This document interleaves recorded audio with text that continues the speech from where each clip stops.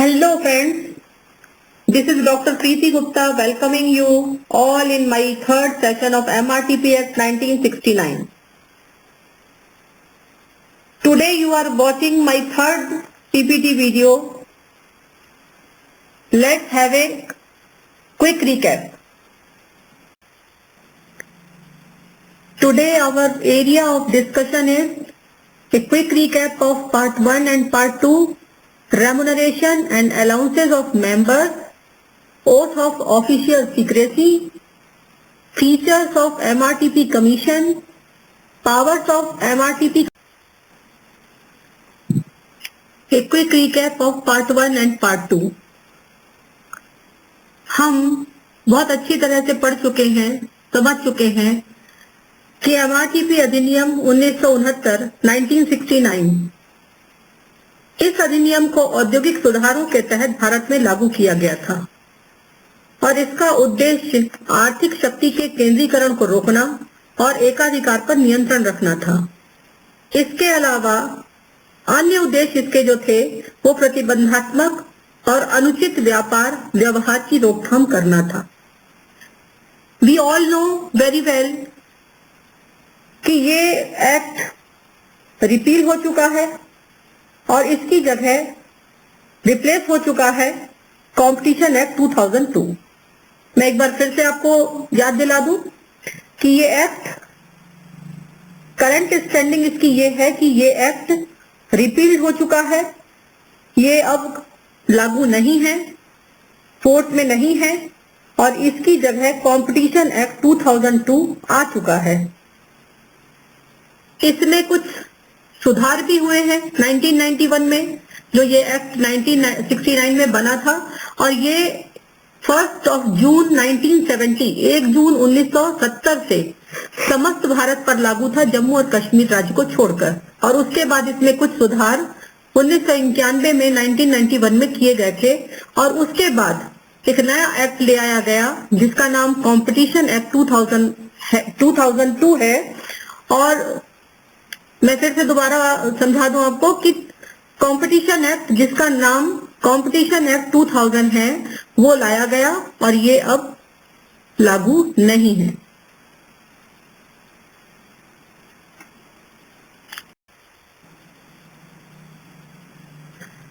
MRTP Act also regulates 3 types of prohibited trade practices. We all know very well. हम सब जानते हैं MTP, RTP और UTP। यही इस एक्ट का मुख्य उद्देश्य था, इन तीनों ही प्रकार की व्यापार की पद्धतियों पर रोक लगाना। मोनोपोलिस्टिक ट्रेड प्रैक्टिस जिसमें मार्केट शोषित होता है, मार्केट को अब्यूज किया जाता है प्रोडक्शन के तौर पे, सेल्स के तौर पे, या फिर लो क्वालिटी की चीजें बेची जाती हैं और कॉस्ट उसकी हाई रखी जाती है जिससे अनुचित लाभ कमाया जा सके।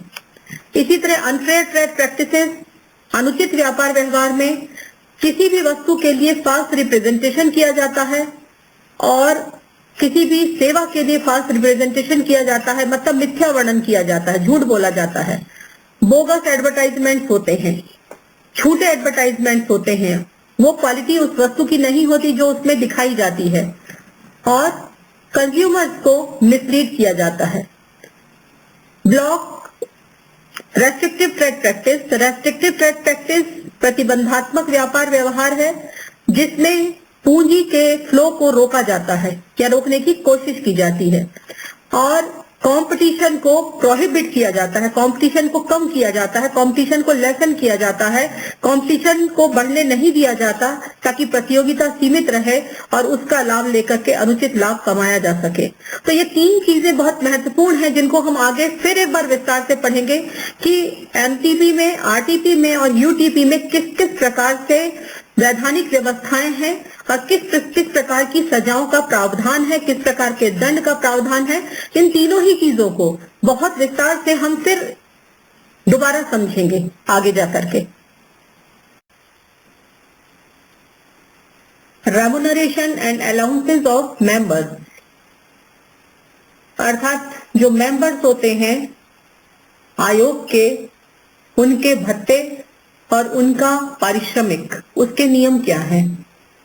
The chairman of the commission and other members shall receive such remuneration and other allowances and shall be governed by such conditions of service as may be prescribed, provided that the remuneration of the chairman or any other member shall not be varied to his disadvantage after his appointment, according to MRTPC Rules 1970.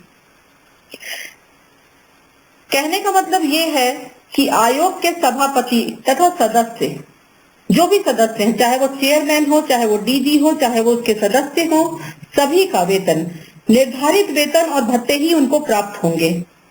इस प्रकार के वेतन तथा भत्तों का निर्धारण एकाधिकार एवं प्रतिबंधात्मक व्यापार व्यवहार नियम 1970 के अंतर्गत दिए गए नियमों में, जिसमें सभापति तथा सदस्यों की सेवा की शर्तें और उनके पारिश्रमिक और भत्ते के संबंध में प्रावधान दिए गए हैं, उसके अंतर्गत जो भी नियम होंगे उसके अंतर्गत ही उनके वेतन तथा भत्तों का निर्धारण होगा और उसी के अंतर्गत भत्ते और वेतन देय होंगे। एक और व्यवस्था है इसमें, जिसके अनुसार कि सभापति तथा सदस्यों का पारिश्रमिक उनकी नियुक्ति हो जाने के पश्चात उनके हित को हानि पहुंचाने के लिए किसी भी प्रकार से परिवर्तित नहीं किया जा सकेगा। अर्थात after the appointment of the members the rate of remuneration और allowances can not be changed, वो चेंज नहीं हो सकते, वो वही रहेंगे, किसी भी कंडीशन में उनको बदला नहीं जा सकता। ये व्यवस्थाएं MRTPC means MRTP commission rules 1970 में दिया हुआ है। इसके अलावा the salaries and allowances payable to the members and the administrative expenses including salaries, allowances and pension payable to और in respect of officers and other employees of the commission shall be defrayed out of the consolidated fund of India. सभी प्रकार के वेतन तथा भत्ते जो भी members को दे होंगे वो सभी उसके अलावा जो भी एडमिनिस्ट्रेटिव एक्सपेंसेस होंगे, जो एडमिनिस्ट्रेशन के खर्चे होंगे, जिसमें सैलरी भी शामिल है, अलाउंसेस भी शामिल हैं, पेंशन भी शामिल है और अन्य प्रकार के प्रबंधकीय खर्चे अगर हो रहे हैं तो वो भी शामिल है।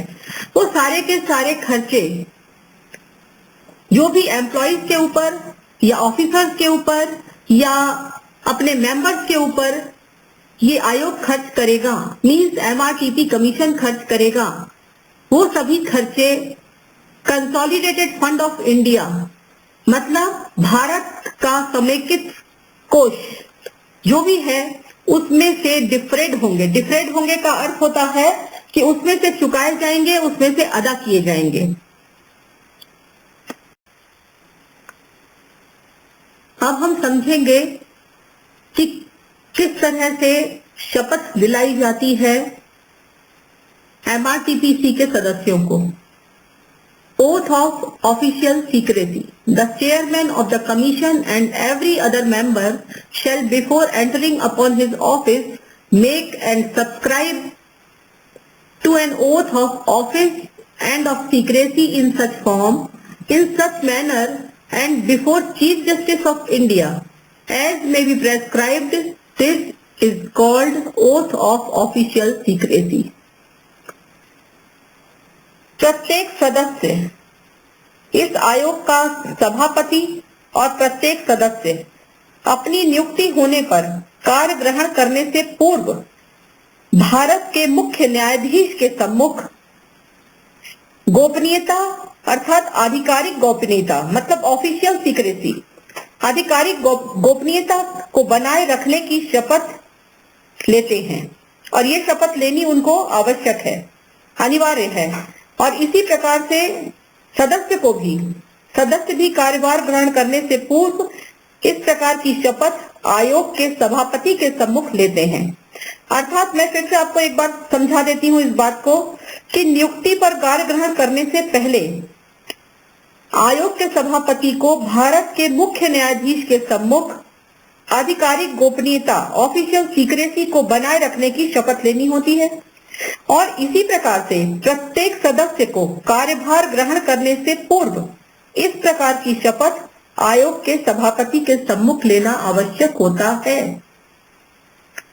दूसरी चीज इसमें है जो बहुत इंपॉर्टेंट है, in case of dissonance. Dissonance की स्थिति में क्या होगा? डिसोनेंस का मतलब होता है एक मत ना होना या मतभेद होना। In case of a difference of opinion among the members of the commission, the opinion of the majority shall prevail, and the opinion of orders of the commission shall be expressed in terms of the views of the majority. यदि मतैक्य नहीं हुआ तब, यदि किसी एक बात पर सभी सदस्य सहमत न हो तब, मतभेद होने की स्थिति में आयोग के सदस्यों में मतैक्य न होने पर या मतभेद होने पर बहुमत की राय मान्य होगी तथा आयोग की राय बहुमत के रूप में प्रदर्शित की जाएगी। कहने का मतलब ये है कि आयोग जो डिसीजन देगा, जो निर्णय देगा, वो बहुमत की राय को मान करके देगा। कुछ सदस्य अगर आयोग के किसी बात पर एग्री नहीं है, किसी बात पर सहमत नहीं है, और कुछ सदस्य किसी बात पर सहमत हैं, तो दोनों में ये देखा जाएगा कि बहुमत किधर है, किस निर्णय की तरफ बहुमत जा रहा है, और जो निर्णय बहुमत ले लेगा, जिस निर्णय को बहुमत मिल जाएगा, उसी बात को बहुमत के रूप में प्रदर्शित किया जाएगा। ये डिसोनेंस की स्थिति में रूल्स हैं। Features of MRTP commission. MRTP commission के इंपॉर्टेंट फीचर्स क्या हैं, क्या विशेषता है, क्या तत्व है? पहली बात यह है, MRTP commission 1969 section 10 empowered the MRTPC to inquire into monopolistic and restrictive trade practices। MRTP act 1969 की धारा 10 एमआरटीपी कमीशन को अधिकार देती है, शक्ति देती है कि वो मोनोपोलिस्टिक और रेस्ट्रिक्टिव ट्रेड प्रैक्टिस, एकाधिकारात्मक और प्रतिबंधात्मक व्यापार व्यवहार के संबंध में इंक्वायरी कर सकते हैं, पूछताछ कर सकते हैं, किसी भी प्रकार की जांच करने के लिए सक्षम हैं। दूसरी बात, major functions of the MRTPC is to inquire into and take appropriate action in respect of unfair trade practices and restrictive trade practices। मुख्य फंक्शंस एमआरटीपीसी के क्या है? एमआरटीपीसी इज एम्पावर्ड, एमआरटीपीसी के पास ये शक्ति है, ये पावर है कि वो किसी को इंक्वायर कर सकती है, किसी के खिलाफ एप्रोप्रिएट एक्शन ले सकती है, कार्यवाही कर सकती है जो उचित हो। अनफेयर ट्रेड प्रैक्टिसेस, अनुचित व्यापार व्यवहार और प्रतिबंधात्मक व्यापार व्यवहार के संबंध में एमआरटीपी कमीशन जांच कर सकता है। उसके अलावा उसको यह अधिकार है कि वो उचित कार्यवाही भी कर सकता है। In regard to MTP, the Commission is empowered to inquire into such practices। MTP के संबंध में मोनोपोलिस्टिक ट्रेड प्रैक्टिसेस या एकाधिकारात्मक व्यापार व्यवहार के संबंध में कमीशन को यह अधिकार प्राप्त है कि वो उनके संबंध में पूछताछ कर सकते हैं। Upon a reference made to it by the central government, यदि केंद्रीय सरकार अथवा राज्य सरकार द्वारा आयोग को कोई संदर्भ दिया जाता है, मतलब संदर्भित किया जाता है, रेफरेंस दिया जाता है, रेफरेंस किया जाता है, चाहे वो सेंट्रल गवर्नमेंट हो, केंद्र सरकार हो, चाहे राज्य सरकार हो, तब भी वो पूछताछ कर सकते हैं, जांच कर सकते हैं और इन्वेस्टिगेशन कर सकते हैं। अपॉन इट्स ओन नॉलेज और information and submit its findings to central government for further action. हम बात कर रहे हैं एकाधिकारिक व्यापार व्यवहार की, एकाधिकारात्मक व्यापार व्यवहार जिसको हम कहते हैं, उसके संबंध में भी या रेस्ट्रिक्टिव ट्रेड प्रैक्टिसेस, प्रतिबंधित व्यापार व्यवहार या अनुचित व्यापार व्यवहार, इनके संबंध में केंद्रीय सरकार के द्वारा संदर्भित करने पर या केंद्रीय सरकार के द्वारा रेफर करने पर कमीशन स्वयं के ज्ञान और स्वयं की सूचना, अर्थात जो भी इन्वेस्टिगेशन, जो भी फाइंडिंग्स, जो भी इन्वेस्टिगेशन के रिजल्ट्स होंगे, जो भी जांच के दायरे में आने वाली किसी भी कंपनी या किसी भी कंसर्न के ऊपर जो भी जांच की जाएगी, उसके बाद जो भी रिजल्ट्स आएंगे, जो भी जानकारी आएगी, उसको आयोग अपने स्वयं के ज्ञान और सूचना के आधार पर जो भी सूचना उनके पास होगी वो उसके संबंध में फर्दर एक्शन ले सकते हैं और सेंट्रल गवर्नमेंट को भी एक्शन लेने के लिए उन फाइंडिंग्स को भेज सकते हैं, उन बातों को भेज सकते हैं, उन बातों को भेज सकते हैं जो भी निकल करके सामने आ रही हैं, या फिर जो भी मुद्दे सामने आ रहे हैं उनको वो रेफर भी कर सकते हैं और एक्शन भी ले सकते हैं।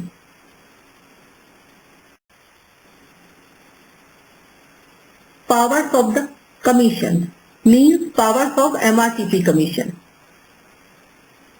The Commission shall, for the purpose of any inquiry under MRTP Act, have the same powers as are vested in the Civil Code under the Code of Civil Procedure 1908, Section 5, while trying a suit in respect of the following matters.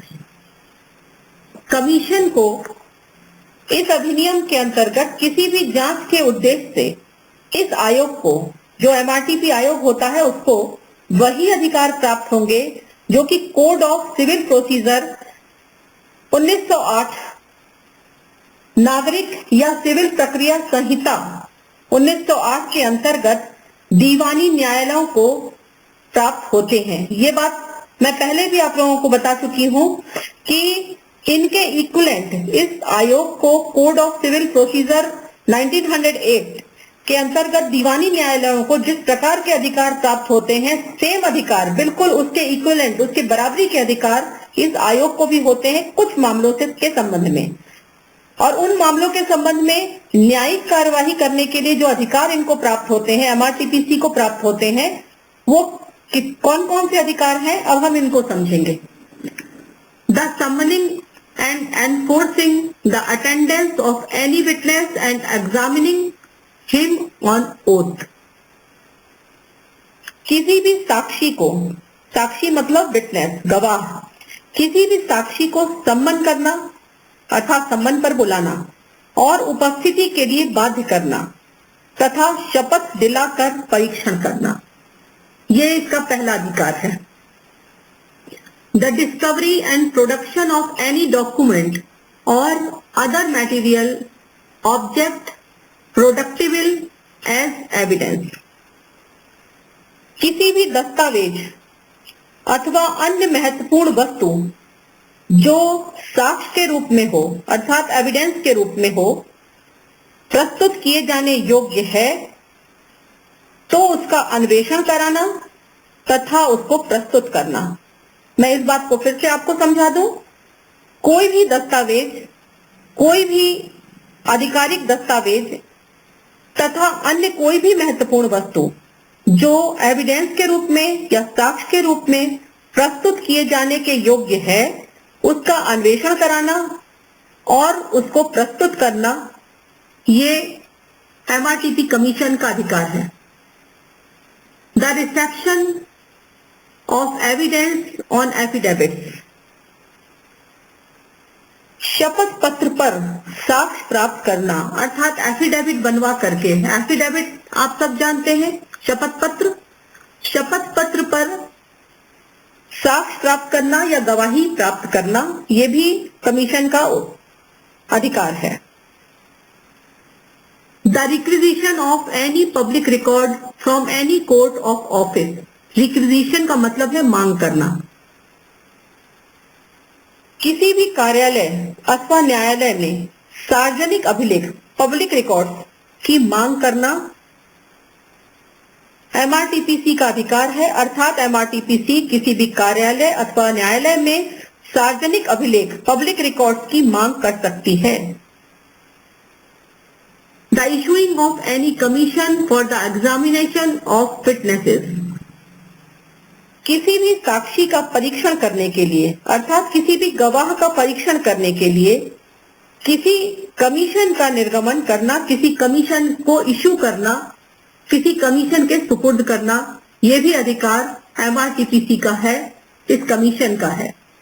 The appearance of parties and consequences of non appearance, पार्टियों की उपस्थिति और गैर उपस्थिति, अर्थात अगर पार्टियां, जिन भी पार्टीज को बुलाया गया है किसी भी सिलसिले में, किसी भी पूछताछ के लिए, उन पार्टियों की उपस्थिति और गैर उपस्थिति, अर्थात अगर वो नहीं आते हैं तो उनके गैर उपस्थित या एब्सेंट रहने पर उसके कॉन्सिक्वेंसेस क्या होंगे, उसके परिणाम क्या होंगे, वो भी ये निर्धारित करने में सक्षम है।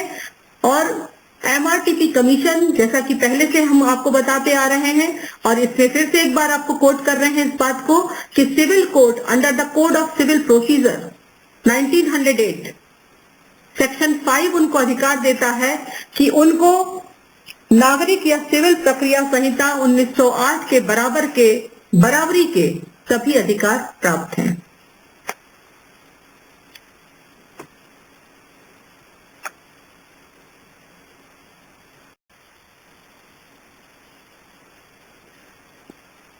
इसको आगे हम समझेंगे। Powers of MRTPC commission.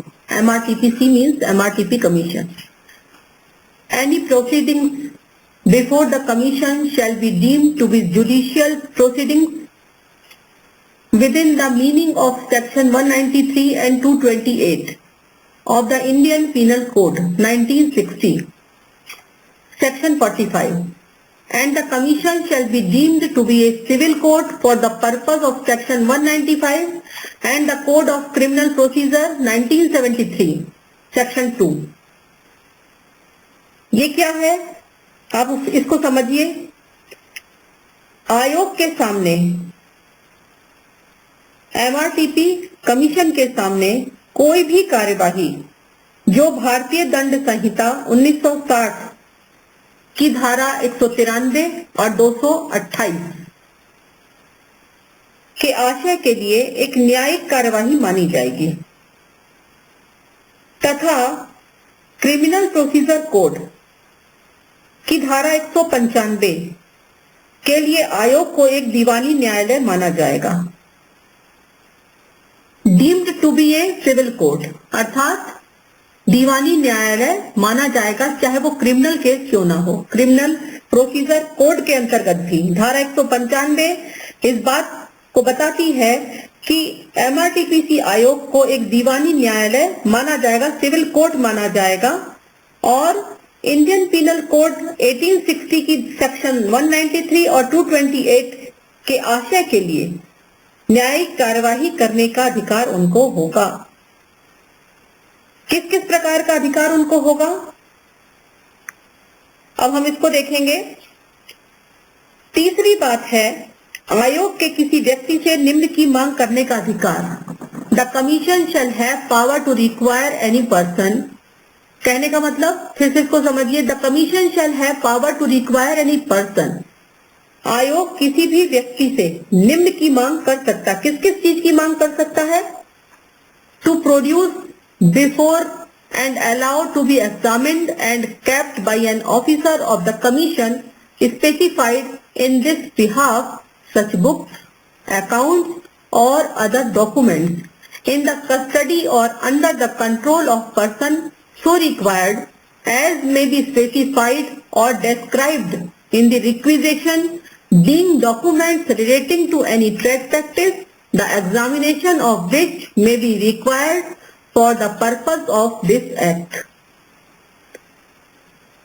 इस बात को मैं आपको समझाती हूँ कि आयोग किसी भी व्यक्ति से मांग सकता है। क्या क्या मांग सकता है? किसी व्यक्ति को जिसके पास कोई पुस्तक है, कोई खाते हैं अथवा अन्य किसी भी प्रकार के प्रलेख हैं, डॉक्यूमेंट्स हैं, जो ऐसे व्यापार व्यवहारों से संबंधित है जिनका निरीक्षण इस अधिनियम की प्रतिपूर्ति के लिए या इस अधिनियम को पूरा करने के लिए या इस अधिनियम की किसी धाराओं के अंतर्गत किसी उद्देश्य को पूरा करने के लिए आवश्यक है। उनको आदेश करना कि वह आयोग के द्वारा निर्दिष्ट किए गए किसी अधिकारी के सम्मुख उन पुस्तकों को, खातों को अथवा अन्य डॉक्यूमेंट्स को, प्रलेखों को उस अधिकारी के सम्मुख प्रस्तुत कर दें या उसको निरीक्षण करने के लिए दे दें या निरीक्षण करने दें, अथवा उन डॉक्यूमेंट्स को, खातों को या पुस्तकों को उस अधिकारी को रखने दें जिसको भी आयोग निर्दिष्ट करेगा। जिसको भी आयोग इस कार्य के लिए जिम्मेदार रखेगा, निर्दिष्ट करेगा, उस अधिकारी के सम्मुख उन डॉक्यूमेंट्स को, उन पुस्तकों को, उन खातों को प्रस्तुत भी करना पड़ेगा। प्रस्तुत करने के लिए भी उनको आदेश दिए जाएंगे। निरीक्षण करने, अगर चाहते हैं निरीक्षण करना तो निरीक्षण करने देना होगा और उनको रखने का अधिकार भी देना होगा। दूसरी बात, to furnish to an officer so specified such information as respect the trade practice as may be required for the purpose of this act or such other information as may be in the possession in relation to trade carried on by any other person।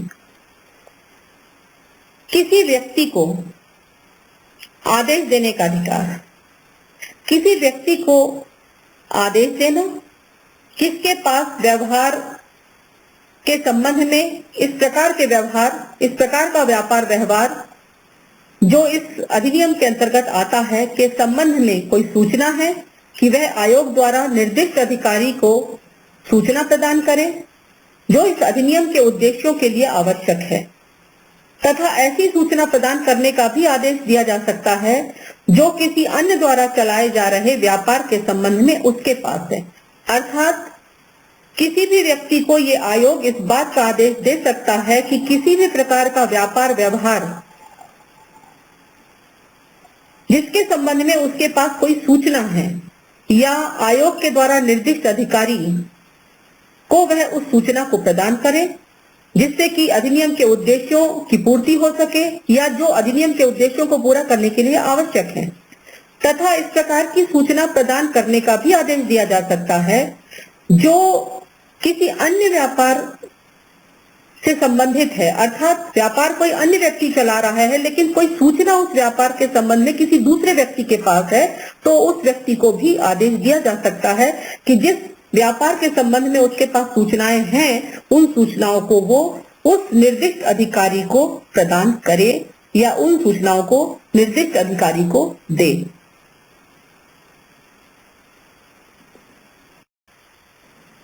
MRTPC या MRTP commission के अधिकारों की चर्चा हम कर रहे थे कि MRTP कमीशन के क्या क्या अधिकार हैं।